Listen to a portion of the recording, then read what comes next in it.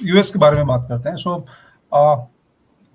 सी fade ने clear indication दिया हुआ है. Probably they may do 75 basis point twice going ahead. So if you calculate that, it can go to 4.5, 4.75%. Now, housing is a very important parameter in US.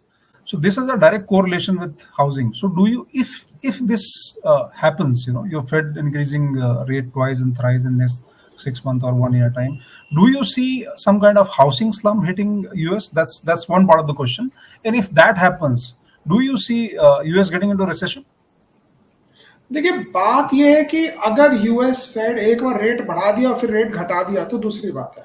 अगर वो 4.25 और 4.5 को एक साल रख दिया तो ये बात तो बियॉन्ड डाउट है कि अमेरिका में रिसेशन या डिप्रेशन आ जाएगा. बिकॉज अभी जो $1000 का एक महीना पहले, एक साल पहले मीडियन उनका ईएमआई पेमेंट था घर पे, वो बढ़कर $1800 हो गया. और अमेरिका में आदमी पेचेक टू पेचेक रहता है. उसका सारा संपत्ति, सारी उसकी सेविंग जो है 401k में होती है. उसके बाद वो बोलता है मजे करो, दुनिया घूमो, देखो क्या होता है. तो ये कहना सही है कि 4.5 सस्टेन ही नहीं हो सकता है. और ग्लोबल डेट इतना है, मतलब अगर आप फॉर एग्जांपल अपना लोन का डेट खुद चूज कर पाए, आप कोटक में हो, सपोज मैं कोटक बैंक जाता हूं और बैंक मैनेजर बोलता है सर आप ही बताइए आप क्या इंटरेस्ट देना चाहेंगे, मैं बोलूंगा मैं तो 0 दूंगा आपको. तो यही बात है कि गवर्नमेंट को इतना डेट लिया और गवर्नमेंट को डिसाइड करना है कि इंटरेस्ट क्या है. तो ये सब टेम्परेरी फिनोमिना है. हाँ, अगर कोई एज्यूम कर रहा है कि 1.5 साल 2 साल तक ये इंटरेस्ट रेट रहेगा, तब तो घोर मंदी है. तब तो शायद 2008 नहीं हो, लेकिन काफी कुछ नजदीक है. बिकॉज वहां सस्टेन ही नहीं होगा, हाउसिंग कोलैप्स हो जाएगा, वर्चुअल कोलैप्स, बिकॉज पॉसिबल. तो इसीलिए there is one way of thinking कि अरे यार आप तो बोल रहे हो कि ये रेट रहा तो कोलैप्स हो जाएगा. The another way of thinking is वो भी गवर्नमेंट है, उनको भी इलेक्शन लड़ना है, उनको भी अपने लोगों को देखना है. वो रेट रखेंगे नहीं. वो तो क्या है ना, अभी 4.25 4.5 हम एक बार कर लिया. अच्छा, जनवरी आ गया, सपोज हम अगले साल फरवरी 2023 में बैठे हैं, क्या वहां पे हम फेड रेट हाइक की बात करेंगे? नहीं, क्योंकि फेड रेट हाइक हो चुका है. फिर मेरा बेस इफेक्ट आएगा. $130 का क्रूड के साथ हम मैच करेंगे $85 क्रूड, हम बोलेंगे तो 40% घट गया.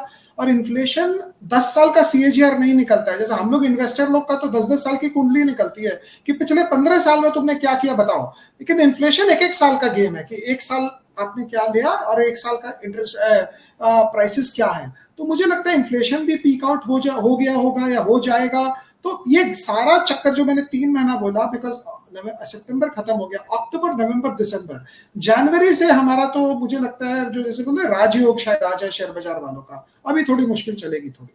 आप मोस्ट ऑफ द टाइम बोलते हैं sir, government of US and Fed are the 2 biggest bull in the globe. How do you explain that?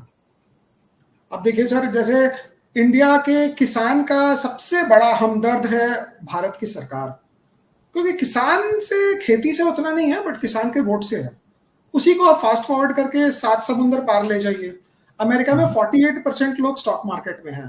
तो वहां पे अगर आप देखिए तो वहां पे आप छोटा से छोटा कैशियर भी है ना, तो बोलेगा, अभी हम गए थे 4 महीना पहले वहां पे ऐसे ही घूमने, तो गए my 401k sucks because of what Biden has done. तो जब वो ऐसी बातें करता है ना, तो बाइडेन जी भी ठंडा हो जाते हैं कि भाई हो क्या रहा है. तो अनफॉर्चुनेटली और फॉर्चुनेटली हमारे लिए, the Dow Jones dictates the Federal Reserve. The Federal Reserve does not dictate the Dow Jones. And the Dow Jones dictates the White House. The White House doesn't dictate the Dow Jones. And the public dictates the White House depending on what the Dow Jones does to them. So Dow Jones for America is like what the Kisan is for India. तो इसीलिए मुझे लगता है वो कुछ भी कर लें. कोविड के बाद इन्होंने $8 ट्रिलियन छाप दिए कि किसी ढंग से शेयर बाजार ठीक रहे. तो क्या $8 ट्रिलियन छापा हुआ, इतना मेहनत करके शेयर बाजार ऊपर लाया हुआ, ये रातों रात खत्म नहीं होने देंगे. तो बहुत जन होते बोलते हो गया, अब ये नया क्राइसिस आ गया, ये हो गया.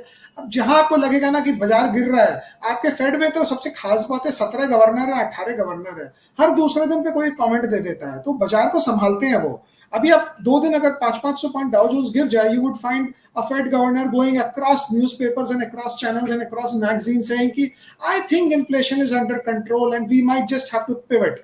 वो एक ऐसे कहानी देंगे so that they want to sustain and stabilize the market. तो शायद अगर बाजार नीचे होता तो 75 पॉइंट भी नहीं हाइक आता, 50 पे आ जाता, क्योंकि वो देखे बाजार ऊंचा है, एक बार डाल दो 75, देखते हैं क्या होता है. So I'm pretty sure कि the Dow Jones will dictate the Fed will not dictate the Dow Jones.